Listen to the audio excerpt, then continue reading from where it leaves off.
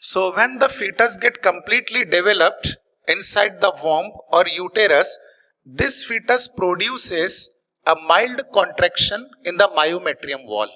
From the myometrium wall, the signal goes to the pituitary gland, and the posterior lobe of pituitary gland, which store the oxytocin. Oxytocin is released out through the blood in the myometrium, and oxytocin is responsible for strong contraction again in the myometrium. So when strong contraction occur in the myometrium, again signal is repeated many more times, and this form a reflex arc. This reflex arc between myometrium and pituitary gland is known as fetal or fetus reflex arc. Due to repeated secretion of oxytocin, myometrium undergo more and more strong contraction, and finally the fetus get ejected out through the cervical canal and vaginal canal. Cervical and vaginal canal are collectively known as birth canal. So in this way, the newborn baby or the fetus get delivered. The process is called as parturition. The main and important hormone in the parturition or delivery is the oxytocin. Now after the delivery of child, the important event is child care. Mother take care of child by feeding the milk, and milk is produced in the mammary glands. Now the mammary gland after the birth of child get differentiated, and in the alveoli cells of the mammary gland, under the action of prolactin hormone, the milk starts to produces. Milk produces by the action of prolactin hormone. Now this milk in the initial lactation यानी जो starting का milk होता है, this initial lactation is also called as colostrum. The colostrum is a very light yellow colored milk, and it is rich in the different type of antibodies. So doctor recommend always the mother's milk feeding to the child, especially the colostrum, that is initial lactation, because it is rich in antibody. When antibody enter in the body of newborn child, it will form the resistance to many different infection and pathogen. So this is all about the pregnancy and delivery. The period of pregnancy. In humans, the gestation period lasts for 9 months. However, in case of cat and dog, both of these two animal, the time period of gestation is near about 2 months, approximately 2 months. एक आधा week कम ज़्यादा इसमें हो सकता है.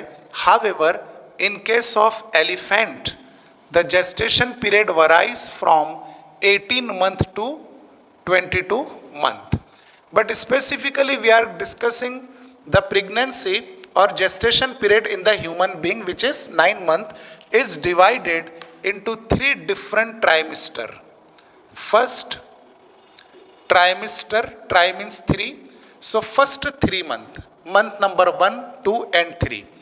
Then month number 4th, 5th and 6th is known as second trimester, and the last 3 months, that is 6, 7, 8 and 9 is known as third trimester.